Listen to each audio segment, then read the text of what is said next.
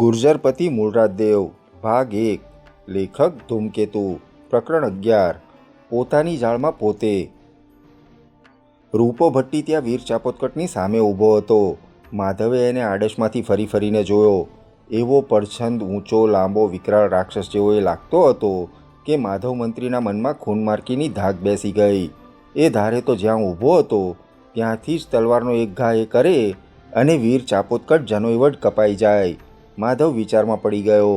રાણી ભાટ્ટી એક પળ ખોવા માગતી ન હતી। એણે આ ભટ્ટીને શું કામ મોકલ્યો હશે? કદાચ ઝપાઝપી થઈ જાય તો? એણે પોતાના સ્થાનમાંથી દ્વાર દેખાતું હતું ત્યાં જોયું। ત્યાં બે દ્વારપાલ તો ગુપચુપ ઊભા રહી ગયા હતા। રૂપા ભટ્ટીની નજરે પણ ન પડે તેમ તે રૂપા ભટ્ટીની હરેક હિલચાલ જોતા જણાયા। માધવને કંઈ નિરાશ થઈ। રૂપો ભટ્ટી હવે શું બોલે છે એ સાંભળવા એ એકકાન થઈ ગયો। રૂપો ભટ્ટી બોલ્યો। એનો કર્કશ તોછડો ઘોઘરો અવાજ ક્યાંકથી ગરબડિયા ગબડી પડતા હોય તેવો લાગતો હતો। તેના અવાજમાં અવિવેક ભારોભાર હતો। માધવને એનું મૂળ સમજતા વાર ન લાગી। એનું મૂળ મહારાણી। વીર ચાવડા, મને મોકલ્યો છે મહારાણીબાએ। તમે હવે રાજમાં અધિકાર પદે નથી, એ તો તમે જાણ્યું હશે ને? હા, એ તો મેં જાણ્યું છે, વીર ચાપોતકટે શાંત જવાબ વાળ્યો। મહારાણીબાએ કરેલી મારી કદર માટે મારે ઉપકાર માનવા તો હજી આવવાનું છે। એનો કટાક્ષ સમજ્યા વિના જ ભટ્ટી બોલ્યો। તો ચાલો મારી ભેગા। મને મહારાણીબાએ મોકલ્યો છે જેટલા માટે મારે તમને ત્યાં લઈ જવાના છે। ત્યાં એટલે ક્યાં? સામંત મહારાજની પાસે। મહારાજ કોણ જાણે કેમ અશાંત જ રહે છે, રહી રહીને ઉગ્ર બની જાય છે। એમનો ભરોસો નહીં, કોઈને મારી પણ બેસે। મહારાણીબાને થયું કોઈ વિશ્વાસુ સ્વજન એની પાસે હોય તો સારું ને તમારું નામ યાદ આવ્યું। તમને શા માટે અધિકાર પદેથી દૂર કર્યા છે એ વાત પણ ત્યાં જ થશે। તમારો ખપ પડ્યો છે, મહારાજને તમારા ઉપર વિશ્વાસ છે। તમને જોઈને શાંત થશે, એમને વિશ્વાસ આવશે। તમે ચાવડા છો, તમે જાણો છો કે મહારાજને અત્યારે મૂળરાજના માણસો ઘેરી બેઠા છે। માધવ મંત્રી, ઉયો ભટ્ટ, રાણો જેહુલ, જંબક બધા મૂળરાજના છે। મહારાણીબા અભિષેક કરવાના છે કુંવર અહીપતનો, પણ એવું કંઈક સાંભળ્યું ત્યારથી જ મહારાજ એટલા બધા ઉગ્ર થઈ ગયા છે કે તમારા અને ઉયા ભટ્ટજીના ગયા પછી તો હવે એમને શાંત રાખવા પણ મુશ્કેલ પડે છે। મહારાણીબાને થયું કે આમને આમ વખતે કોઈને મારી બેસે, તમને બોલાવ્યા છે એટલા માટે। ચાલો, તમને અત્યારે રાજપદેથી દૂર કર્યા છે એ પણ દેખાવ પૂરતી વાત છે, ત્યાં સાચી ખબર પડશે। તમારા એકના ઉપર જ મહારાજને વિશ્વાસ છે, એટલે તમે આવી કહેશો કે રાજકુમારનો અભિષેક નથી થવાનો તો એ માની જશે, જરાક શાંત થઈ જશે। વીર ચાપોતકટ રૂપા ભટ્ટી સામે જોઈ રહ્યો। આવા જ કોઈ બહાના નીચે મંત્રી જંબક બંધનમાં પડી ગયો હતો એ એની જાણમાં હતું। રૂપા ભટ્ટીની ખુન્નસ ભરેલી મશ્કરી કરતી આંખોને એ જોઈ રહ્યો। એને તરત વિચાર આવ્યો, આ માણસને બે આજ્ઞા રાણીએ આપેલી હોવી જોઈએ, કાં તો મને સાથે લાવવાની, પણ જો હું સાથે ન આવું તો શું? તો રૂપા ભટ્ટીએ શું કરવાનું હોય? શું કરવાનું હોઈ શકે? રાણીની અધીરતાભરી ત્વરા જોતા એને શું કરવાનું હશે? એ એક ક્ષણમાં સમજી ગયો। પોતાનું જીવન અત્યારે જ જોખમમાં હતું, માત્ર પોતાનું નહીં બધાનું, માધવનું, રાણાનું, મૂળરાજદેવનું, બધાનું। આ માણસ વખતે વધારે માણસો પણ અત્યારે લાવ્યો હશે ને એમને ક્યાંક છુપાવ્યા હશે। તેણે સહજ જ પોતાની પડખેના હથિયાર સંભાળ્યા। રૂપા ભટ્ટીની ચિત્તા જેવી નજરમાં એની એક એક ક્રિયા આવી જતી હતી। વીર ચાપોતકટને લાગ્યું આ માણસનો મહારાણી બધાને જુદી જુદી રીતે અણવામાં કે બંધનમાં મૂકી દેવામાં ઉપયોગ કરી રહી છે, એટલે પહેલાં આ માણસને અત્યારે અહીં આ ક્ષણે જ તળ રાખી દેવો જોઈએ, નહીંતર અકાલે ઘર્ષણ જ જાગી જશે કે જે જાગવા દેવાનું નથી। પોતાને કંઈ શંકા ન પડી હોય તેમ તેણે રૂપા ભટ્ટીને કહ્યું। રૂપા ભટ્ટી, મહારાણીબાએ મને સંભાળ્યો આવે વખતે મહારાજના એક વિશ્વાસુ સ્વજન તરીકે। એ જ બતાવે છે કે કોઈ કારણે ભલે મહારાજે કે એમણે અધિકાર પદેથી મને દૂર કર્યો હમણાં સમય પૂરતો, પણ મારું સ્થાન તો ત્યાં આવી ચળ જ હશે। હશે નહીં, છે, રૂપા ભટ્ટીએ કહ્યું। તેની તમને ત્યાં ખાતરી થશે। આ તો સમય પૂરતી વાત થઈ છે, બીજાઓને માટે થઈને તમે મારી સાથે ચાલો ને તમારી જાતે જ ખાતરી કરો। રૂપા ભટ્ટી, હું આવું, કેમ ન આવું? આવવામાં મને શો વાંધો? અને તે મહારાજને ખપ પડ્યો છે ત્યારે મહારાજની મારા ઉપર પ્રીતિને કારણે પણ હું દોડ્યો આવું.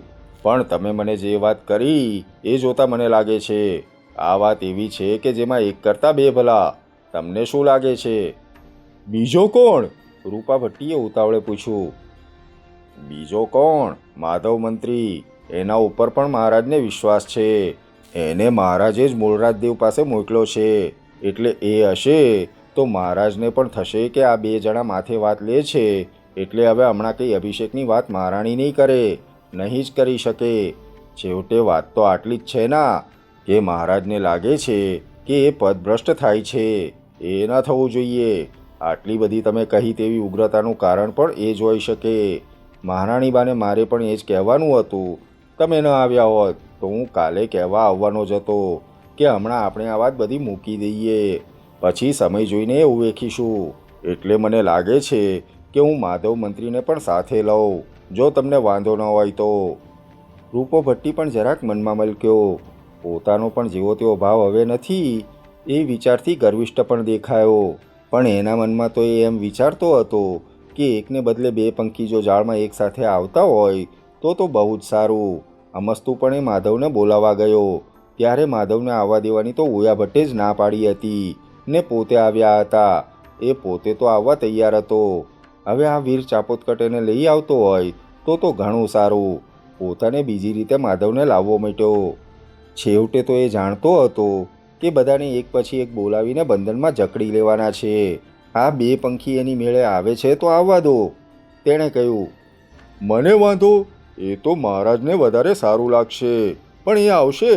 ઉયા ભટજી જ ના નહીં પાડે, કારણ કે હજી તો હમણાં જ ભટજી મહારાજ કંઈ ઉગ્રપણે વાત કરી ગયા છે. તમે ત્યાં હતા ને મહારાણી બાને? એ વાત કરી ત્યારે ઉગ્ર થઈ ગયા હતા, પણ એમની ઉગ્રતા તો હતી મહારાજ પ્રત્યેની ભક્તિથી પ્રેરાયેલી, એટલે એ પણ માનશે.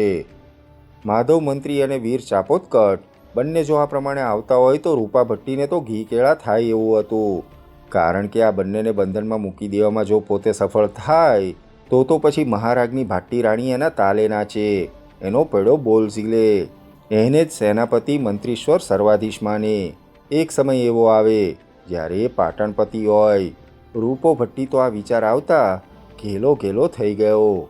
એટલામાં એને સાંભળ્યું એક પેલો મૂળરાજદેવ રહી જતો હતો, પણ એને લાગ્યું એનું પછી કંઈ નહીં ચાલે.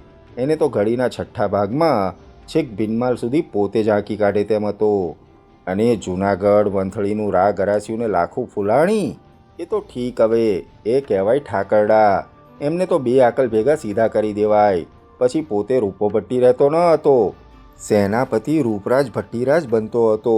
રૂપો ભટ્ટી અત્યારે જાણે દિવા સ્વપ્નમાં હોય તેમ પોતાના ઉદયનું ઉચ્ચ સોનેરી શિખર જોઈ રહ્યો. એની અને પાટણના સિંહાસનની વચ્ચે માંડ 1.5 હાથનું અંતર અત્યારે એને લાગતું હતું. આ વીર ચાપોદકટ જાળમાં આવે છે ને માધવ પણ આવે છે. તેણે પોતાના આનંદને મનમાં ને મનમાં શમાવી લીધો. વીર ચાપોદકટ, તમને લાગતું હોય કે માધવ મંત્રી હશે તો મહારાજને વધારે આપ્તજન જેવું લાગશે, તો મને એમાં કંઈ વાંધો નથી, તે બોલ્યો. તમને ઠીક લાગે એ પહેલું, પણ માધવ મંત્રી અત્યારે હશે ક્યાં? કેમ ક્યાં? એ તો ત્યાં ઉયાભટ્ટ પાસે, બીજે ક્યાં? વીર ચાપોદકટે જવાબ દીધો. દ્વારપાલને મોકલીએ એટલી વાર, તમે થોડી વાર અહીં બેસો આ આસન પર, હું દ્વારપાલને બોલાવું. વીર ચાપોદકટે એક તાળી પાડતા જ ત્યાં એકને બદલે બે દ્વારપાલ દેખાયા. બંને સશસ્ત્ર હતા. ચાપોદકટની દ્રષ્ટિએ એમને એકદમ માપી લીધા. બંને એના બળવાનમાં બળવાન દ્વારપાળ હતા. એટલા વિશ્વાસુ હતા, સમજદાર હતા, આંખના શબ્દને વાંચી શકનારા હતા. અરે એણે એક સહજ જરાક જ આંખ ઇશારત એમને આપી દીધી. તમે માધવ મંત્રીને ત્યાંથી? ચાપોદકટે તેમને વાત કહેવાનું શરૂ કર્યું. રૂપો ભટ્ટી જરાક આગળ વધીને આસન ઉપર બેસવા નીચે નમ્યો, પણ એ નીચે નમ્યો ન નમ્યો અને એની પીઠ પોતાના તરફ છે એ જોતાં જ ચાપોદકટે વાઘની ઝડપથી એ પણ ઝડપી લીધી. ચાપોદકટને લાગ્યું કે આ પણ હતી. પછી તો એ ભાગી છૂટતો હતો, અને ભાગી છૂટેલો રૂપો ભટ્ટી ભયંકરમાં ભયંકર હતો. એ તો ગમે તે પળે રાજકુમાર મૂળરાજદેવને પણ રાતમાં અણી નાખે એ માયા હતી. એટલે એણે દ્રઢ નિર્ણય તત્કાલ જ લઈ લીધો. એક પળ મોડું થાય તો રૂપો ભટ્ટી આસન ઉપર બેસી જાય તેમ હતું. એણે એ જ પળ પકડી રૂપો ભટ્ટી બેસવા માટે જરાક જ આગળ વધ્યો ને નમ્યો કે તરત જેમ વાઘ કૂદે તેમ ચાપોદકટ એના ઉપર જ કૂદી પડ્યો. રૂપો ભટ્ટી આના માટે તૈયાર ન હતો, પણ એનું બળ એને અત્યારે કામમાં આવી ગયું. પ્રચંડ શરીરે એને જાળવી લીધો અને એણે એક જ ઝાટકે ચાપોદકટને આગો અડસેલી મૂક્યો. ચાપોદકટે તલવાર કાઢવા માટે હાથ લંબાવ્યો, પણ ત્યાં તો જેમ મોટું પ્રચંડ ભૂંડ માથે પડે તેમ રૂપો ભટ્ટી એની ઉપર જ આખું શરીર નાખતો પડ્યો. એને દાબી દેવા માગતો હતો, પણ એટલામાં પહેલાં દ્વારપાળ દોડ્યા હતા. પડખેના ખંડમાંથી માધવ દોડી આવ્યો. એક ક્ષણમાં જાણે આ બની ગયું. તેમણે ચાપોદકટના શરીર ઉપર રૂપો ભટ્ટી પડે તે પહેલાં એક એવો તો જબરજસ્ત હડસેલો એને લગાવી દીધો કે રૂપો ભટ્ટી પોતે જ લાંબો થઈને ચત્તોપાટ નીચે જઈ પડ્યો. ને હજી તો અરે તારી માના બામણા! એમ રોષમાં બોલે છે ત્યાં તો એના ઉપર એને દબાવતા બંને તરફ બે દ્વારપાલો આવી ગયા હતા. રૂપા ભટ્ટીના માથા આગળના દ્વારપાલે એને મોંએ તરત જ લુગડાનો ડૂચો જ લગાવી દીધો ને પગ ઉપર બેઠેલા દ્વારપાલે એને કેડેથી તલવાર ઉપાડી લીધી. એક ક્ષણમાં વીર ચાપોદકટ પણ પાછો મદદે આવી ચડ્યો. માધવ, આને અહીં જ હવે તળ રાખો, એ છૂટો ભયંકર છે. આજ આપણા બેને કામ મૃત્યુ મળવાનું હતું કા બંધન? આ ભાઈ ડાહલ્યા થતા એટલા માટે આવ્યા હતા, પણ ઉપાડો એને. ખંડમાં જ લઈ ચાલો, ત્યાં નીચે એક ભોંયરું છે, ચાલો ઉપાડો. રૂપા ભટ્ટીને તરત ટીંગાટોળી કરીને ઉપાડવામાં આવ્યો. એણે પોતાના હાથ પગ શરીર બધાનો થાય એટલા જોશથી ઉપયોગ કર્યો, પણ સામનો હવે અસાધ્ય હતો ને મોંમાંથી તો એક શબ્દ પણ નીકળે તેમ ન હતો. થોડી જ વારમાં રૂપો ભટ્ટી ભોંયરામાં પૂરાઈ ગયો. ત્યાં એ ગમે તેટલી રાડો પાડે કોઈ સાંભળે તેમ ન હતું. ખંડની બહાર નીકળીને ચાપોદકટે એક દ્વારપાળને તાળું લગાવવાનું કહી દીધું. માધવ મંત્રી, ચાપોદકટ બોલ્યો, યુદ્ધ, ઘર્ષણ કે ઘમસાણ કે રાજ પલટો જે કહો તે શરૂ થયો છે. આ પળથી આપણે હવે પળ ગુમાવવાની નથી, પાછું ફરવાનું નથી. આ જડસુની સાથે કોઈ આવેલ છે ખરું? ત્યાં બહાર જોઈ આવતો, કોઈ સૈનિક છે? છેલ્લું વાક્ય એણે દ્વારપાળને કહ્યું. દ્વારપાળ બહાર દોડતો ગયો. રૂપા ભટ્ટીને પોતાનામાં પૂરો વિશ્વાસ હતો ને કોઈને સાથે લાવ્યો ન હતો. એને તો મનમાં હતું ચાપોદકટ ના પાડે સાથે આવવાની કે તરત એને લાંબી શમશેરથી જનોઈવટ કરી નાખવાનું. પોતાના એ બળ ઉપર એ મુસ્તાક હતો. આ તો ચાપોદકટ ચેતી ગયો, તેમાં બચી ગયો હતો. દ્વારપાળે આવીને કોઈ ન હોવાનું કહ્યું કે તરત માધવને ચાપોદકટ મૂળરાજ દેવ પાસે જવા નીકળ્યા.